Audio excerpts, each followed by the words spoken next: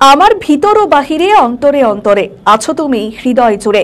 হাসিনা নিয়ে বাংলাদেশের সংখ্যাগরিষ্ঠ মানুষের মনের অবস্থা বোঝাতে গেলে এই গানের বিকল্প কিছু হতে পারে বলে মনে হয় না।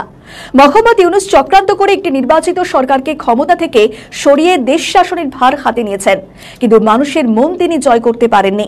কোনোদিন পারবেন একথা ভূতেও বিশ্বাস করবে না।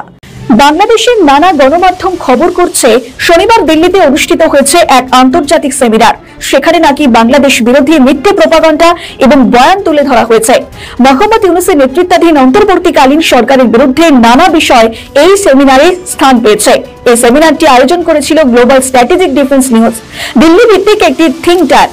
সেমিনারে ভারতের সামরিক বাহিনীর পদস্থ কর্মকর্তা, বিভিন্ন থিঙ্ক ট্যাঙ্কে কর্মরত সামরিক বেসামরিক আমলাদের পাশাপাশি 4 জন বাংলাদেশি রিসার্চ পার্সনও অংশ নিয়েছেন।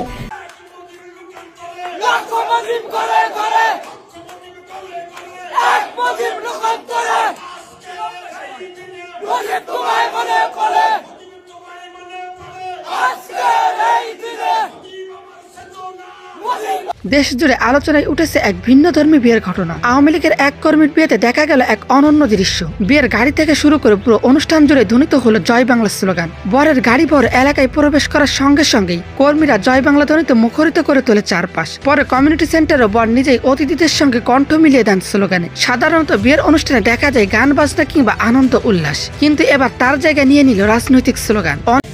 বাংলাদেশ অশান্ত, বাংলাদেশের নতুন বিপদ। মব সন্ত্রাস বা উচ্ছৃঙ্খল জনতা নিজেদের হাতে আইন তুলে নিচ্ছে, হিংস্রতা ক্রমেই বাড়ছে। অন্তর্বর্তী সরকার একাধিকবার জানিয়েছে তারা কোনোভাবেই এই হিংসা বরদাস্ত করবে না, কিন্তু তাতে চিত্রের খুব একটা পরিবর্তন হয়নি। সম্প্রতি রাজবাড়ীর গোয়ালন্দের নুরাল পাগলা নামে পরিচিত নুরুল হকের মাজারে হামলা এবং কবর থেকে লাশ পুড়িয়ে দেওয়ার মতো নক্কারজনক ঘটনা ঘটেছে। ঘটনায় জড়িত থাকার অভিযোগে পুলিশ ৩৫০০ ব্যক্তির বিরুদ্ধে মামলা করেছে। সম্প্রতি ঢাকা বিশ্ববিদ্যালয়ে এক শিক্ষার্থীর ওপর ছুরি নিয়ে হামলা চালায় কয়েকজন অজ্ঞাত পরিচয় দুষ্কৃতী। এমনকি কোথাও কোথাও পুলিশের ওপরেও হামলার ঘটনা ঘটেছে।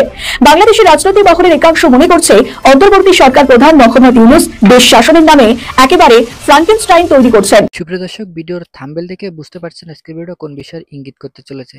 তো তাই যারা ভিডিওটি অন করেছেন তাদেরকে বলবো সম্পূর্ণ ভিডিওটি দেখার অনুরোধ রইল। বাংলাদেশের সেনাপ্রধান ওয়াকারুজ্জামানকে ক্ষমতা থেকে খুব তাড়াতাড়ি তাকে সরানো হচ্ছে। বাংলাদেশের সাবেক প্রধানমন্ত্রী শেখ হাসিনা, যিনি বাংলাদেশটা শাসন করছিল, তাকে সরানোর সব থেকে বড় ভূমিকায় ছিলেন ওয়াকারুজ্জামানের মতো এত বড় সন্ত্রাসী সেনাপ্রধান বাংলাদেশে আর হয়তো বার কোনোটা ছিল না। তো এই বিষয় তাই ভিডিওটি অনেক গুরুত্বপূর্ণ হতে চলেছে। যারা ভিডিওটি অন করেছেন তাদেরকে বলবো সম্পূর্ণ ভিডিওটি দেখার অনুরোধ রইল। তাহলে দর্শক চলুন আর কথা না বাড়িয়ে আজকের মূল ভিডিওটি শুরু করা যাক। তার আগে ছোট্ট একটু রিকোয়েস্ট, আপনি আমাদের চ্যানেলে নতুন হয়ে থাকলে অবশ্যই চ্যানেলটি সাবস্ক্রাইব করে আমাদের পাশেই থাকবেন। আমাদের চ্যানেলে সবসময় এমন নিত্য নতুন লেটেস্ট নিউজগুলো আপলোড করা হয়। তাহলে দর্শক চলুন ধারাবাহিকভাবে সম্পূর্ণ ভিডিওটি দেখে আসা যাক। টানা ৪৪ বছরেরও বেশি সময় ধরে আওয়ামী লীগের সভাপতির পদ আঁকড়ে ধরে আছেন শেখ হাসিনা। বারবার নেতৃত্ব ছাড়ার কথা বললেও কখনো তিনি বিকল্প কারো কথা উচ্চারণ করেননি। এমনকি দলীয় নেতৃত্বে তার অনুপস্থিতিতে কে বা কারা দলের হাল ধরবেন সেই সাকসেশন প্ল্যান বা উত্তরাধিকারের পরিকল্পনা নিয়ে তিনি কখনো প্রকাশ্যে মুখও খোলেননি। পর্যবেক্ষকরা মনে করেন গত বছরের ৫ই আগস্ট শেখ হাসিনা ক্ষমতাচ্যুত হওয়ার পর আওয়ামী লীগের মতো এত বড় একটা দলের সংগঠন যে কার্যত তাসের ঘরের মতো ভেঙে পড়েছিল, সেটারও একটা বড় কারণ ছিল এই দুর্বলতা। বস্তুত শেখ হাসিনার উপস্থিতি না থাকলে দলের তৃণমূল স্তরের নেতাকর্মীরা কার কাছ থেকে নির্দেশনা পাবেন তা নিয়েও ছিল চূড়ান্ত স্পষ্টতা। গত ১ বছরেরও বেশি সময় ধরে ভারতে অবস্থান করছেন শেখ হাসিনা। সেখানে তার গতিবিধি, দলের নেতাকর্মীদের সঙ্গে মেলামেশা সব ব্যাপারেই অনেক কড়াকড়ি আছে। তাই পরিস্থিতির চাপেই তাকে এখন উত্তরাধিকারের এই অমীমাংসিত বিষয়টি ফয়সালা করার দিকে নজর দিতে হচ্ছে। এ নিয়ে বিবিসি বাংলা একটি প্রতিবেদন প্রকাশ করেছে। সেই প্রতিবেদনে বলা হয়েছে শেখ হাসিনা তার পুত্র সজীব ওয়াজেদ জয় ও কন্যা সাইমা ওয়াজেদ পুতুল এই দুজনকে নির্দিষ্ট দায়িত্ব দিয়ে আওয়ামী লীগের শীর্ষ নেতৃত্বে আনার পরিকল্পনা চূড়ান্ত করেছেন। পাশাপাশি এখানে একটা ভূমিকা থাকবে শেখ রেহানার ছেলে রাদওয়ান মুজিব সিদ্দিকী ববিরও। এক্ষেত্রে ভারতের প্রধান বিরোধী দল কংগ্রেস তাদের দলীয় নেতৃত্বে রাহুল গান্ধী ও প্রিয়াঙ্কা গান্ধীকে নিয়ে যে মডেলটা অনুসরণ করছে, আওয়ামী লীগের ক্ষেত্রেও ঠিক সেটাই করতে চাইছেন দলীয় সভাপতি। ঢাকা বিশ্ববিদ্যালয়ে এক শিক্ষার্থীর ওপর ছুরি নিয়ে হামলা চালায় কয়েকজন অজ্ঞাত পরিচয় দুষ্কৃতী। এমনকি কোথাও কোথাও পুলিশের ওপরেও হামলার ঘটনা ঘটেছে। বাংলাদেশের রাজনৈতিক মহলের একাংশ মনে করছে অন্তর্বর্তী সরকার প্রধান মোহাম্মদ ইউনূস দেশ শাসনের নামে একেবারে ফ্রাঙ্কেনস্টাইন তৈরি করছেন এবং আর এখানে সেই ফ্রাঙ্কেনস্টাইন সরকারের মাথা ব্যথার কারণ হয়ে উঠেছে। গত শুক্রবার রাজবাড়ীর গোয়ালন্দে কয়েকশো মানুষ একটি দরবার শরীফে যেখানে হামলা চালায়। নুরাল পাগলের মরদেহ কবর থেকে তুলে আগুনে পুড়িয়ে দেয়। ঘটনাকে কেন্দ্র করে নুরাল পাগল গোষ্ঠী এবং ইমান আকিদার রক্ষা কমিটির মধ্যে ব্যাপক সংঘর্ষ ঘটে। ঘটনায় একজনের মৃত্যু হয়, সাংবাদিক সহ 22 জন আহত হন। এই প্রেক্ষাপটে একটাই প্রশ্ন ঘোরাঘুরি করছে, বারবার হুঁশিয়ারি পরেও কেন মব সন্ত্রাস বন্ধ হচ্ছে না? যারা এই হিংসাত্মক ঘটনায় জড়িত তাদের বিরুদ্ধে সরকার কেন ব্যবস্থা নিচ্ছে না? আইন শৃঙ্খলা বাহিনী বা কি করছে? গত আগস্টে একটি সভায় স্বরাষ্ট্র মন্ত্রকের উপদেষ্টা লেফটেন্যান্ট জেনারেল মোহাম্মদ জাহাঙ্গীর আলম বলেন, মব জাস্টিস আর অনুমোদনযোগ্য নয়, অনেক হয়েছে, কারো কিছু বলার থাকলে তাকে আইনের আশ্রয় নিতে হবে। এটা এক প্রকার যে চরম হুঁশিয়ারি, তা নিয়ে কোনো সন্দেহ নেই। তারপরেও কিন্তু অন্তর্বর্তী সরকার মব সন্ত্রাস নিয়ন্ত্রণ করতে পারছে না। মব ভায়োলেন্সের বিরুদ্ধে কড়া বার্তা দিয়েছেন সেনাপ্রধান ওয়াকারুজ্জামান। তিনি বলেছেন, সংঘবদ্ধ জনতার নামে কোনো বিশৃঙ্খল সহিংসতা আর বরদাস্ত করা হবে না। সেনাবাহিনী এখন আইন শৃঙ্খলায় আরো কঠোর অবস্থান নিচ্ছে। তবে বাংলাদেশের সুশীল সমাজ মনে করে মব সন্ত্রাসের বাড়বাড়ন্তির জন্য পুলিশ কিছুটা হলেও দায়ী। মব সন্ত্রাস সর্বশক্তি দিয়ে রক্ষার দায়িত্ব পুলিশের, কিন্তু কার্যক্ষেত্রে দেখা যাচ্ছে পুলিশ নীরব দর্শকের ভূমিকা পালন করছে। ফলে মব সন্ত্রাসীরা নির্বিবাদে অত্যাচার চালিয়ে যাচ্ছে। বাংলাদেশে নতুন করে অস্থিরতার পরিবেশ তৈরি করতে চাইছে। অন্তর্বর্তী সরকার জানিয়েছে ফেব্রুয়ারিতে ভোট করাতে তারা বদ্ধপরিকর। ভোট যাতে সুষ্ঠুভাবে সম্পন্ন হয় তার জন্য সরকার চেষ্টা ত্রুটি রাখবে না। অনেকের মতে ভোটের আগে বাংলাদেশে একটা ভয় ভীতির পরিবেশ তৈরি করতে চাইছে স্বার্থান্বেষী গোষ্ঠী। মব সন্ত্রাস এক ধরনের সামাজিক মহামারী, যা রাষ্ট্রের আইন শৃঙ্খলা, ন্যায় বিচার এবং মানবাধিকার মৌলিক ভিত্তিকে প্রশ্নের মুখে ফেলে দিয়েছে।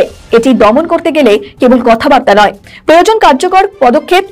আজকে সেনা সদর দপ্তর থেকে যেই সংবাদ সম্মেলনে বক্তব্য দেওয়া হয়েছে তার মধ্যে একটা গুরুত্বপূর্ণ পয়েন্ট হচ্ছে, যেটা যমুনা টেলিভিশনের অনলাইনে শিরোনাম দেখছি, যে মব সৃষ্টি করে মুক্তিযোদ্ধাদের অপমান করা যাবে না। এখানে বলা হচ্ছে কোনো মব সৃষ্টি করে মুক্তিযোদ্ধাদের অপমান করা যাবে না। মব সহিংসতা দমনে সেনাবাহিনী কাজ করছে। সামনে কেউ মব সৃষ্টি করলে সেনাবাহিনী কঠোর হবে। সম্প্রতি টাঙ্গাইলে বঙ্গবীর কাদের সিদ্দিকীর বাসায় হামলা প্রসঙ্গে সাংবাদিকদের প্রশ্নের জবাবে এমন কথা জানায় সেনা দপ্তর। এই হচ্ছে বক্তব্য। আরো বক্তব্য আছে, যেমন ডাকসু নির্বাচনের সংশ্লিষ্টতা নেই সেনাবাহিনীর। স্বার্থান্বেষী মহল প্রোপাগান্ডা ছড়াচ্ছে। সেনাবাহিনী চায় সুন্দর সুষ্ঠু নির্বাচন হোক, তবে যদি তারা সহায়তা করার জন্য প্রস্তুত। আর জাতীয় নির্বাচন কমিশন এবং সরকার যদি আহ্বান জানায় তখন তারা সিদ্ধান্ত নেবে। কিন্তু ওই যে কথাটা বলা হচ্ছে মবের ব্যাপারে, দেখেন কালকে সরকারের মিটিং এ ঝটিকা মিছিলের ব্যাপারে বলা হয়েছে, কিন্তু মবের কথাটা কিন্তু বলা হয়নি। মব সন্ত্রাস, মব জাস্টিস এগুলির ব্যাপারে বলা হয়নি। যদিও ওই রাজবাড়ির গোয়ালন্দে সহিংসতার নিন্দা জানানো হয়েছে। এখানে কিন্তু সেনাবাহিনী পরিষ্কার কথা বলছে যে মুক্তিযোদ্ধাদের অপমান করা যাবে না। এই অপমান কাদের সিদ্দিকী হননি। একই ঘটনা কিন্তু সেই ডিআরউতে সেগুনবাগিচায়, সেখানে মুক্তিযোদ্ধাদের একটা অনুষ্ঠানে মব তৈরি করা হয়েছিল এবং সেই সন্ত্রাস দমন আইনে মামলা হয়েছে। সেই মামলায় আজকে আবু আলম মোহাম্মদ শহীদ খানকেও গ্রেপ্তার করা হয়েছে। এর আগে লতিফ সিদ্দিকী, তারপরে কার্জন আইনের শিক্ষক ঢাকা বিশ্ববিদ্যালয় এবং মঞ্জুরুল আলম পান্না। বিষয়টা কি, মুক্তিযোদ্ধার মানে যেই ইতিহাস বিকৃত করা হচ্ছে, সংবিধান বাতিল করা হচ্ছে, এসবের প্রতিবাদে। এটা তো নাগরিক সমাজ এগুলি নিয়ে কথা বলতেই পারে। তাদের কারোর আওয়ামী লীগের সাথে সংশ্লিষ্টতা থাকতে পারে, কিন্তু তারা তো আর অপরাধ করেনি। তারা তো গণহত্যায় জড়িত না এবং বিএনপির অনুমতি নিয়েই তারা সেই সমাবেশ করছে। 24 জুলাই অভ্যুত্থানের মাধ্যমে ভেঙে গেছে আওয়ামী লীগের দীর্ঘ সময়ের জুলুমের দেয়াল। সভাপতি শেখ হাসিনা সহ দলটির কেন্দ্রীয় সকল নেতাই পলাতক। ফলে নেতৃত্ব শূন্য অবস্থায় পড়েছে আওয়ামী লীগ। এদিকে শেখ হাসিনার বয়সের ভারও বিকল্প নেতৃত্ব খোঁজার চিন্তা বাড়িয়ে দিচ্ছে দলটির ভেতরে। কিন্তু প্রশ্ন থেকে যাচ্ছে, এই পরিস্থিতিতে কে আসবেন আওয়ামী লীগের নেতৃত্বে? সেই উত্তর খুঁজেছে বিবিসি বাংলা। বিস্তারিত জানাচ্ছেন আরিফ হাসান। 1981 সাল থেকে টানা 44 বছরেরও বেশি সময় ধরে আওয়ামী লীগের সভাপতির পদে রয়েছেন ক্ষমতাচ্যুত শেখ হাসিনা। সর্বশেষ টানা 3 মেয়াদে ছিলেন বাংলাদেশের প্রধানমন্ত্রী। দীর্ঘ 16 বছরে বাংলাদেশের গণতান্ত্রিক ব্যবস্থাকে কার্যত ভেঙে দিয়েছিলেন। গুম, খুন, হামলা, মামলা দিয়ে বিরোধী দল ও মতধারীদের শক্ত হাতে দমিয়ে রেখেছিলেন শেখ হাসিনা। ক্ষমতায় টিকে থাকতে হয়ে ওঠেন এক ভয়ঙ্কর স্বৈরশাসক। কিন্তু শেষ পর্যন্ত টেকেনি সেই দমন নীতি। 24 ছাত্র জনতার গণঅভ্যুত্থানে ভেঙে যায় শেখ হাসিনার জুলুমের দেয়াল। পতন ঘটে আওয়ামী লীগের 16 বছরের স্বৈরশাসনের। তীব্র জনরোষে দেশ ছেড়ে ভারতে পালিয়ে যান শেখ হাসিনা। দীর্ঘ এই সময় ক্ষমতায় থাকাকালীন যেন নিজেকে অমর ভেবেছিলেন শেখ হাসিনা। দলের অভ্যন্তরে নেতৃত্বের ধারাবাহিকতা এবং উত্তরাধিকার প্রশ্নে এত দীর্ঘ সময়েও তিনি প্রকাশ্যে কখনো মুখ খোলেননি। তবে ক্ষমতাচ্যুত হওয়ার পর দল কার্যত ভেঙে পড়ার অভিজ্ঞতা এবার শেখ হাসিনাকে বাধ্য করেছে উত্তরাধিকার পরিকল্পনা সামনে আনতে। চীনা দীর্ঘ এই সময় ক্ষমতায় থাকাকালীন যেন নিজেকে অমর ভেবেছিলেন শেখ হাসিনা। দলের অভ্যন্তরে